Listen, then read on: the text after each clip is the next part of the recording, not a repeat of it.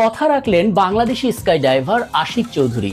25 মে বাংলাদেশ সময় বিকেল 5:30টার পরে 41,000 ফুট উঁচু থেকে বাংলাদেশের পতাকা নিয়ে মাঝ আকাশে লাফ দিলেন তিনি। আর এর মাধ্যমে সর্বোচ্চ সময় ধরে পতাকা হাতে শূন্যে ভেসে বেড়ানোর এবং মাটিতে নেমে আসার রেকর্ডটি নিজের করতে যাচ্ছেন তিনি।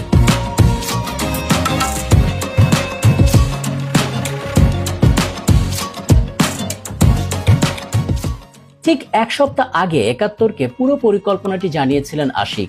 বলেছিলেন যদি আবহাওয়া ঠিক থাকে তাহলে 25 মে যুক্তরাষ্ট্রের মেমফিস শহরের টেনেসি স্টেটে স্কাই ডাইভিং করবেন আশিক।